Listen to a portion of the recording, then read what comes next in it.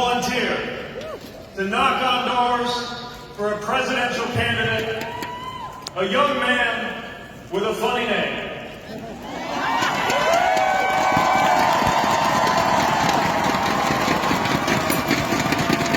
And we knew the stakes were high then. The stakes are colossal now.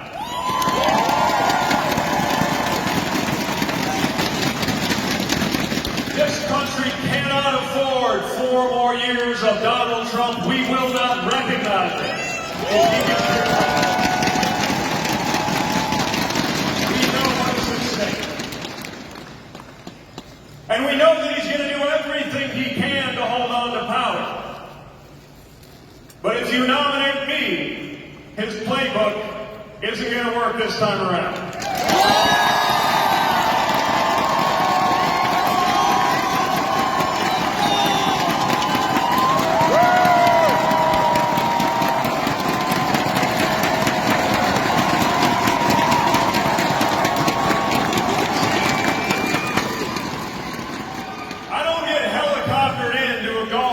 With my name on it while pretending to care about the working class.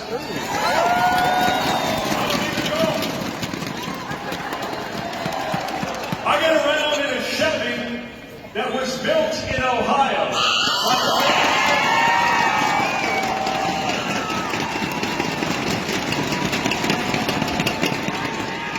And I don't go to work in an office in Washington, D.C. My office is about 6 hours that way down I-80. And out the window of that office, I see the outlines of our ethanol plant, which is why I understand the measure of this president's betrayal of American farmers, and I know how to talk about it.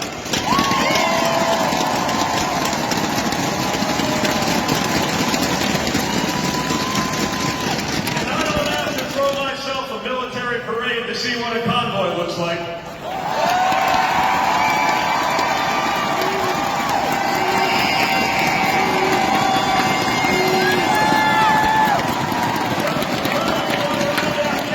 What about the time this president was taping season 7 of The Celebrity Apprentice?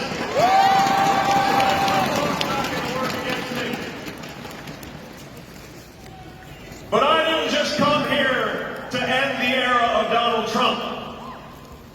I'm here to launch the era that must come next.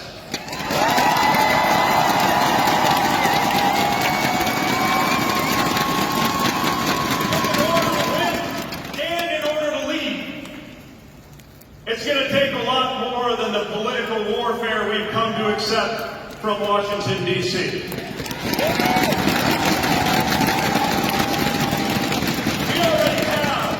A divider in chief. I am offering a White House that you can look at on the news and feel your blood pressure go down a little bit instead of up.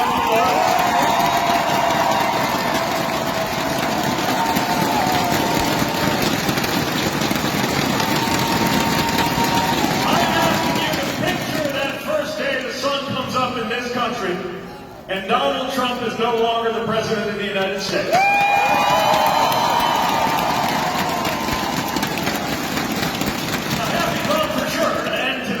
And the corruption and the tantrums and the tweets, but what comes next? The sun's going to come up over a country even more divided and torn up over politics than we are today, with crises that still require urgent action. A 14-year-old will be waiting for action who wrote me to tell me that she has written out a will because she is afraid that her next day at school might be her last. A 12-year-old will be waiting for action who asked me about health care not because she is a young policy buff, but because she has juvenile diabetes and is afraid her parents will lose their country. I am running to be the president who will stand amid the rubble, pick up the pieces of our divided nation, and lead us toward real action to do right by Americans who have waited for far too long.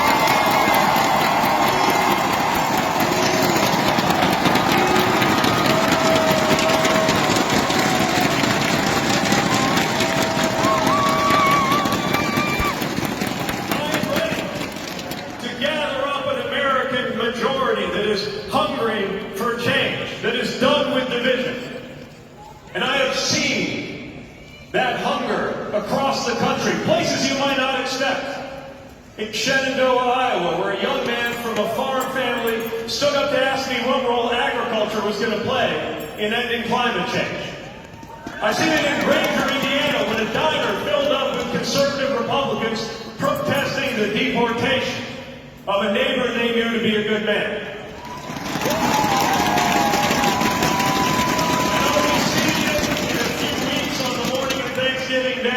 Because in 2019, in rural Michigan, you cannot stop a man from going deer hunting with his husband's father.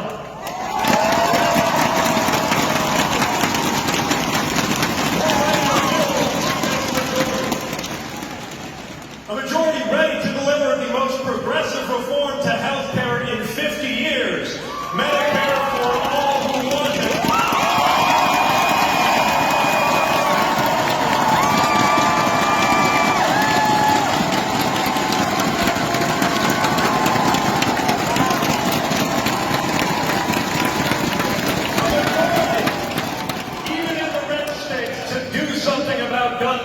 To do something about climate change.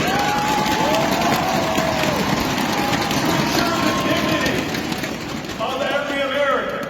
To tackle systemic racism wherever we find it until you're racist.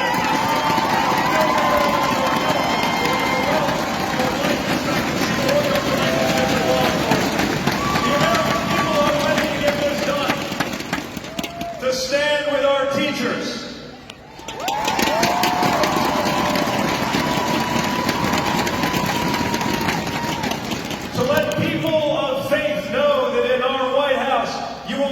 Shake your head and ask yourself, whatever happened to I was hungry and you fed me? I was a stranger and you welcomed me. What have you done for me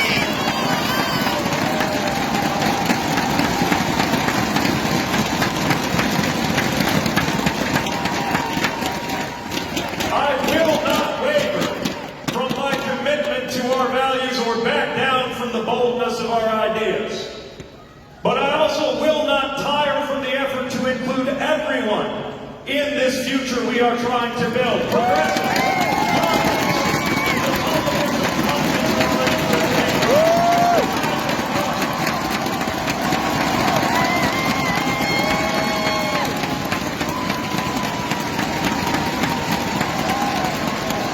We will fight when we must fight, but I will never allow us to get so wrapped up in the fighting that we start to think fighting is the point.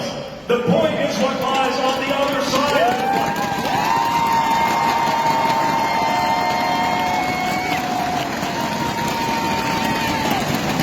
And what lies on the other side of that fight is the hope of an American experience defined not by exclusion, but by belonging.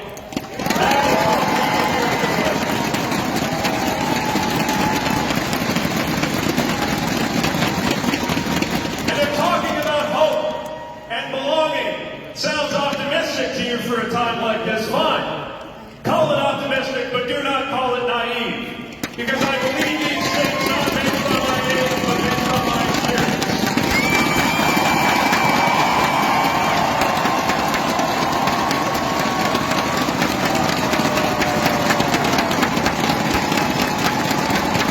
I have seen in the dust of the war zone Americans who had nothing in common besides the flags on our shoulders learn to trust each other with our lives.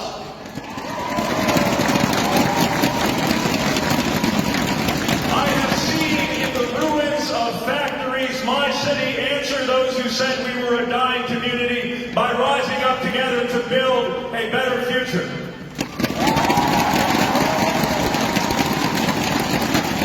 I have seen what America can do, and so have you. After all, you're looking at someone who, as a young man growing up, wondered if something deep inside of him meant that he would forever be an outsider, would never wear the uniform, never be accepted, never know love. And now you are looking at that same young man, a veteran, a mayor, happily married, asking for your vote for president.